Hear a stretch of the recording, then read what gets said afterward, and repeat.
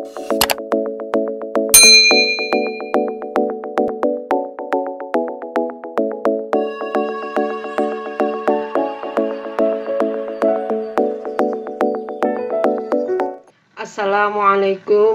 warahmatullahi wabarakatuh. Saya Eni Winaryati dari Fakultas Matematika dan Ilmu Pengetahuan Alam Universitas Muhammadiyah Semarang.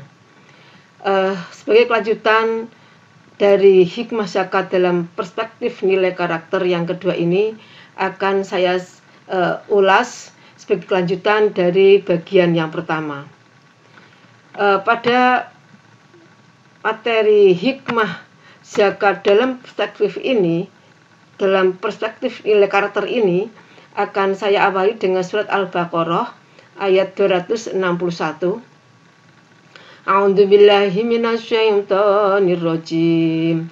Mathalul ladzina yunfiquna amwalahum fi sabilillahi kamathali habbatin ambatat sab'a sanabila fi kulli sumbulatin mi'atu habbah. Wallahu yudha'ifu liman yasha' wallahu wasi'un alim. Perumpamaan nafkah yang dikeluarkan oleh orang yang menafkahkan hartanya di jalan Allah adalah serupa dengan sebutir benih yang menumbuhkan 7 bulir pada tiap-tiap bulir 100 biji. Allah melipat gandakan ganjaran bagi siapa yang Dia kehendaki, dan Allah maha luas karunia-Nya, lagi maha mengetahui. Ada beberapa nilai-nilai karakter yang kita petik dari sini, yang sebutir benih tumbuh, berbunga, berbuah, bijinya tumbuh lagi dan seterusnya. Suatu menggambarkan bahwa kehidupan adalah berproses dari kecil, kemudian bertumbuh dan berkembang biak. Suatu diri kita selalu dalam proses yang namanya adalah keberlanjutan, sehingga segala bentuk aktivitas kegiatan selalu ada proses yang siklus. Nah, ini semuanya memberikan suatu pemahaman bahwa semuanya itu berproses, bersiklus, dan semuanya juga ada masa-masa dari sampai kemudian mengalami orang yang tidak bisa apa-apa. Kemudian hal ini akan mampu mendorong orang lain untuk melakukan yang sama, yakni apa? Gemar menafkahkan hartanya. Karena memberikan semangat kita bahwa suatu hasil itu akan kita dapatkan, maka kita mendorong kita untuk melakukan suatu kegemaran untuk menafkahkan harta. Nafkah yang kita berikan semangat pada yang diberi untuk meniru yang sama. Nafkah itu lebih mendorong yang diberi dan yang memberi mengarah pada hal-hal yang sifatnya produktif. Karena hidup adalah produktif, progresif, maka proses yang terakhir sampai adanya 100 biji, tiap-tiap bulan ada 100 biji, bahwa itu memberikan suatu semangat kita bahwa kita harus selalu menanam kebaikan, karena akan semuanya itu Allah tidak akan pernah untuk tidak melipat gandakan apa yang kita berikan.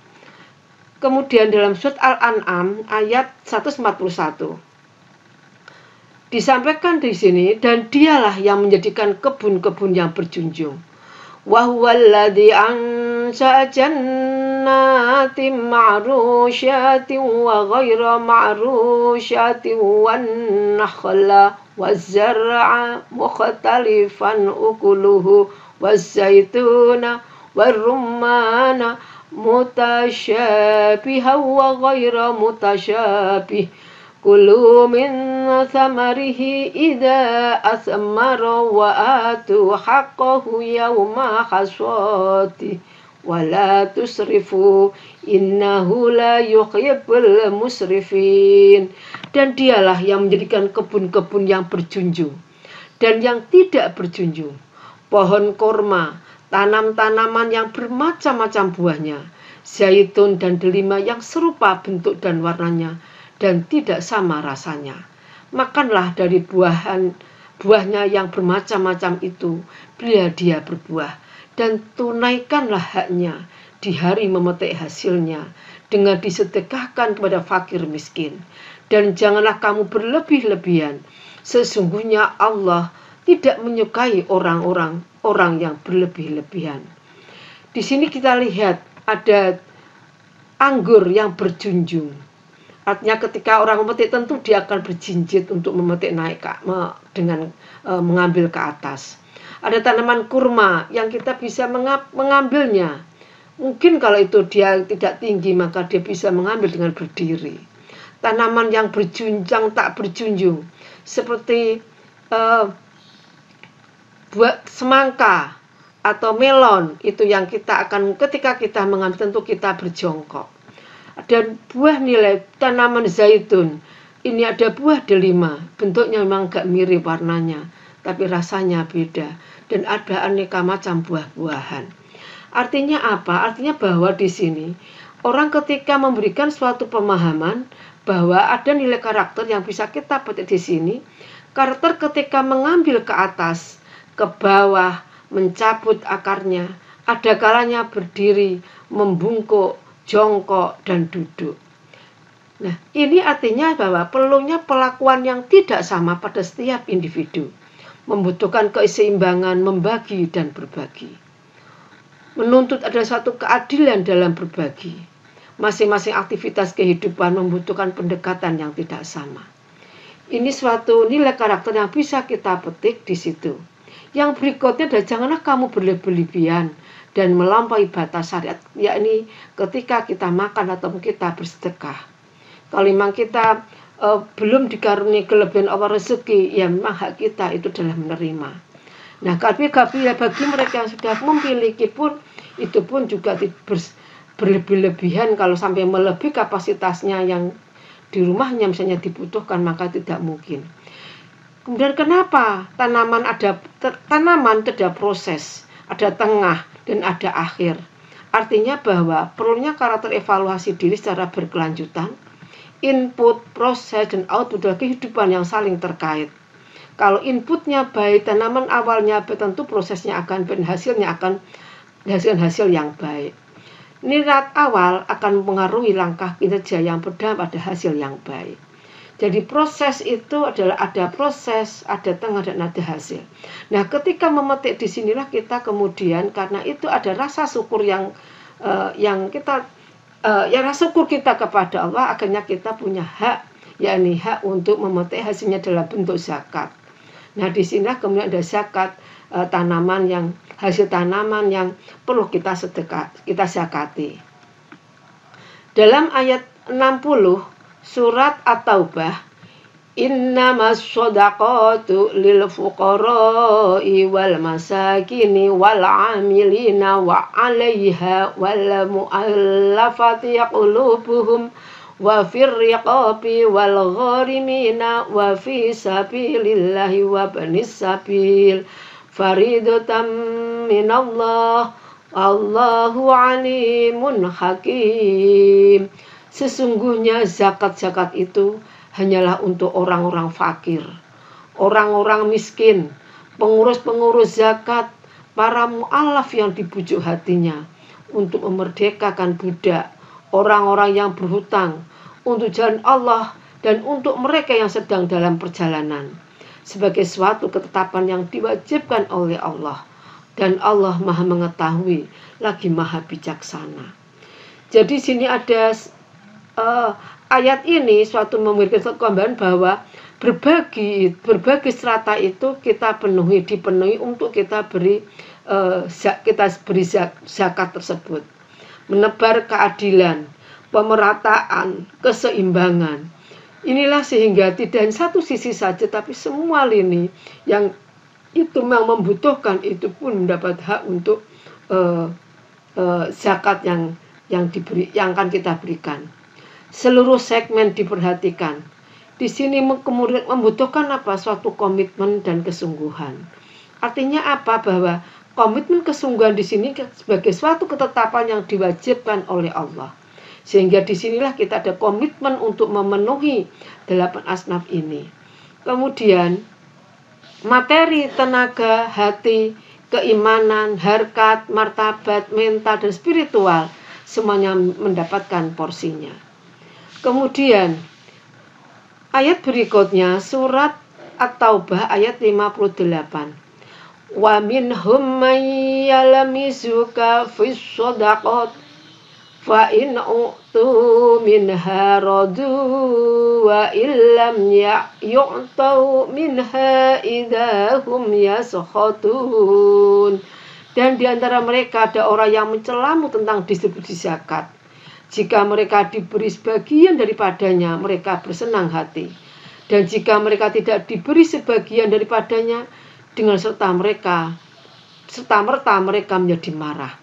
Jadi orang yang menerima zakat pun itu juga kita akan menemukan orang-orang munafik yang mencari keuntungan di balik kesusahan. Ada juga orang yang memang dimanapun kita suatu kebaikan yang kita tanamkan, kita tidak mesti hanya melihat suatu nilai kebaikan semata. Kadang-kala sudah baik yang kita lakukan pun ada juga orang akan menilai satu hal yang mereka mencari celah-celah kejelekan, itu selalu ada.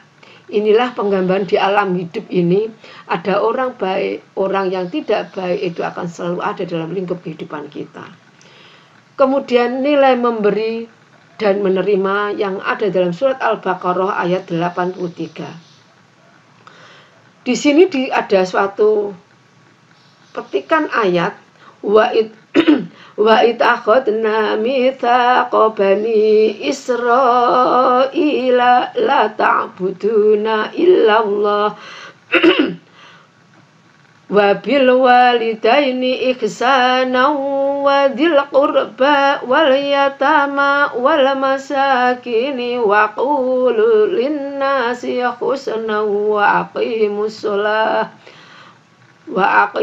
sholata wa atuz zakah thumma tawallaytum illa qalilan minkum wa antum mu'ridun. Ada sini beri lingkaran atu. Dan ingatlah ketika kamu mengambil janji dari Bani Israel, janganlah kamu menyembah selain Allah dan berbuat kebaikan kepada ibu bapak kaum kerabat, anak yatim, orang miskin, serta ucapkanlah kata-kata yang baik kepada manusia. Dirikanlah sholat dan tunaikanlah zakat. Kemudian kamu tidak memenuhi janji itu kecuali sebagian kecil daripada kamu, dan kamu selalu berpaling.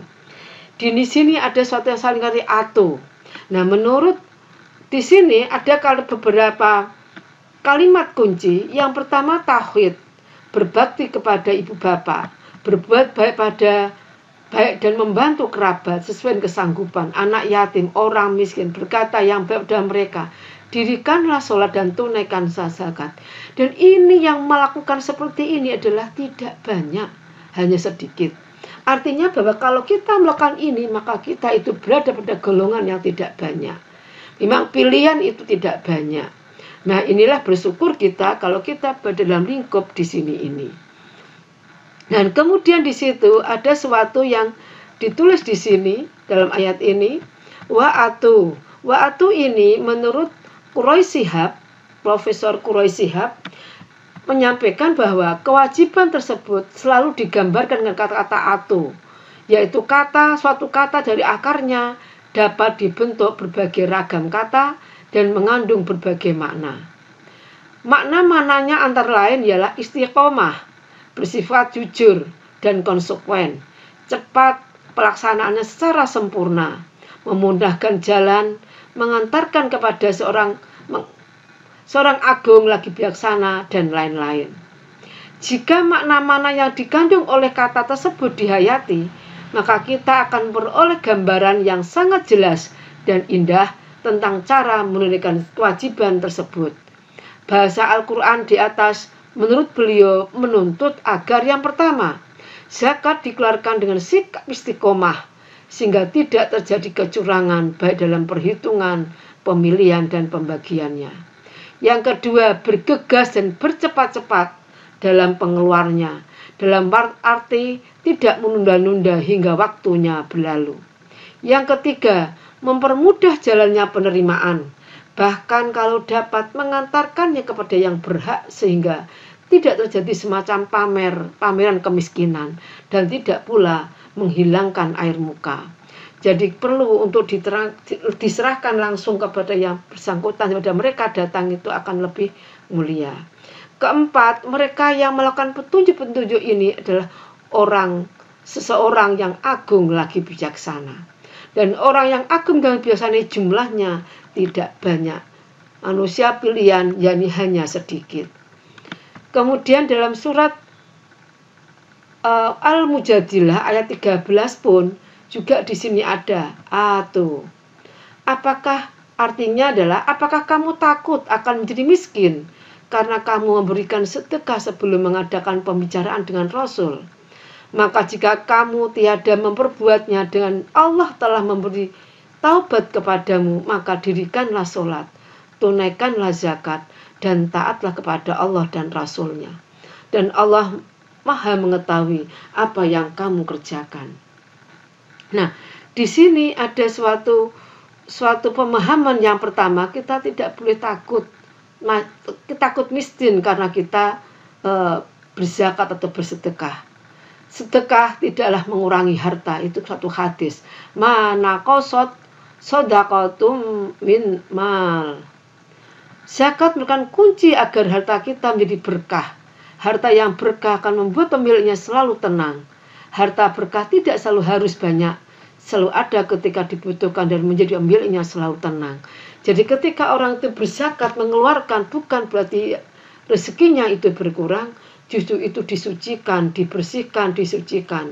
Karena dibersihkan, disucikan, maka di situ yang muncul adalah ketenangan batin, ketenangan diri. Sehingga itu akan bisa memperkecil adanya orang memiliki penyakit, karena dengan bersedekah itu justru akan hatinya akan bergembira, tenang, sehingga badannya menjadi sehat. Kemudian nikmat zakat di dalam surat Al-Ahzab ayat 33 disampaikan di sini, waqarna fi buyutikunna wala tabarrujna tabarrujul jahiliyatil ula wa aqimna sholata wa atina zakata wa atina allaha wa rasulahu innama yuridullahu liyudhiba ankumur rijsa ahlal baiti wa yutahhirakum tathira. Di sini ada beberapa kalimat kunci. Waqarna fi buyutikunna, dan hendaklah kamu tetap di rumahmu. Wala tabarrujna tabarrujal jahiliyatil ula, dan janganlah kamu berhias dan bertingkah laku seperti orang-orang jahiliyah yang dahulu. Kemudian di situ wa aqimnas sholata, dan dirikanlah sholat, wa atinaz zakata, dan tunaikanlah zakat. Kemudian sampaikan, dan taatlah kepada Allah dan Rasulnya.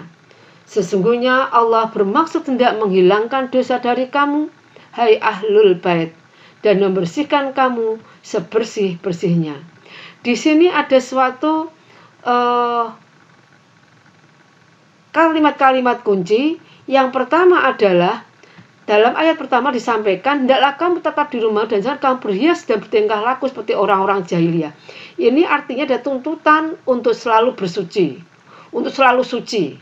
Kemudian disampaikan, dirikanlah sholat, selalu bersuci, karena suatu sholat pasti akan diawali dengan wudhu, mesti dalam keadaan orang bersuci. Kemudian tunaikanlah zakat, mensucikan diri ketika berzakat.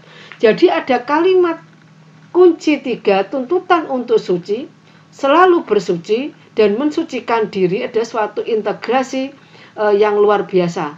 Ketiga-tiganya saling terintegrasi dan selalu harus ada. Tidak mungkin orang itu akan berzakat, ya, tahu, faham dia akan berzakat dan bagaimana rukun-rukunnya. Kemudian dan dia ketika melakukan itu, dia tentu harus paham. Artinya dia dalam kondisi sedang bersuci, senang sholat. Maka tuntutan zakat itu selalu diawali dengan untuk dirikanlah sholat. dan selalu bukan mengerjakan sholat, tapi dirikanlah sholat. Artinya mendirikan jadi itu seperti menegakkan. Karena menegakkan tentu tidak mudah roboh, selalu kokoh dan kuat dengan kesungguhan dan dengan tumakninah misalnya seperti itu. Nah kemudian dalam ayat yang berikutnya, dalam surat Ar-Rum ayat 39, dan sesuatu riba tambahan yang kamu berikan agar dia bertambah pada harta manusia, maka riba itu tidak menambah dari sisi Allah. Dan apa yang kamu berikan berupa zakat yang kamu maksudkan untuk mencapai keridhaan Allah, maka yang berbuat demikian itulah orang-orang yang melipat gandakan pahalanya. Sementara apa yang kita berikan dalam bentuk zakat dan sedekah kepada orang yang berhak menerimanya, demi mencari keridhaan dari Allah dan pahala darinya, maka inilah yang diterima dan dilipat gandakan oleh Allah dengan pelipat gandaan yang banyak. Jadi di sini ada kata orang berzakat, maka itu akan mengurangi yang namanya bentuk-bentuk riba yang lainnya. Nah di situ ada beberapa kalimat kunci bahwa harta benda yang dikeluarkan benar-benar menjadi zakat dalam bentuk arti mensucikan dan mengembangkan jiwa dan harta benda pelaku kewajiban ini. 2. Kesucian jiwa melahirkan ketenangan batin, bukan hanya bagi penerimanya zakat, tetapi juga bagi pemberinya. Kedengkian dan iri hati dapat tumbuh pada saat seorang tak berpunya melihat seorang yang berkecukupan namun enggan mengulurkan bantuannya. Kedengkian ini melahirkan keresahan bagi kedua belah pihak. Jadi yang diberi pun dia akan senang, dia akan bahagia sehingga hatinya tentram. Kemudian bagi yang memberi pun akan muncul semangat untuk mencari rezeki yang lebih banyak lagi, sehingga optimis, termotivasi untuk selalu berupaya ingin membagi dan memberi. Dan ini akan mengarah pada konsentrasi usaha dan pemikirannya guna mengembangkan usaha lebih maksimal lagi. Jadi baik yang menerima maupun yang memberi sama-sama akan boleh kenikmatan, yakni berupa ketenangan dan ketentraman. Nah, namun itu pun juga ada orang-orang munafik yang dibalik kebaikan itu pun pasti ada orang yang tidak suka. Kemudian tadi saya sampaikan di sini bahwasanya tahapan-tahapan bahwa ketika orang itu akan bersedekah itu selalu diawali dengan kewajiban-kewajiban, kegiatan akhlak-akhlak yang baik seperti adalah diantaranya kebaikan kepada orang tua, kaum kerabat, anak yatim dan seterusnya. Dan yang terakhir bahwa ketika ada tunaikanlah zakat selalu diawali dengan dirikanlah sholat. Ini suatu rangkaian yang satu padu, yakni antara sholat dan zakat. Yang satu adalah kita dalam rangka kita hablum minallah, dan yang satu ini adalah hablum minannas. Dalam vertikal, gerakan vertikal dan gerakan horizontal menjadi suatu kekuatan yang bisa menjadi luar biasa. Demikian yang bisa saya sampaikan, mudah-mudahan ada manfaatnya. Assalamualaikum warahmatullahi wabarakatuh.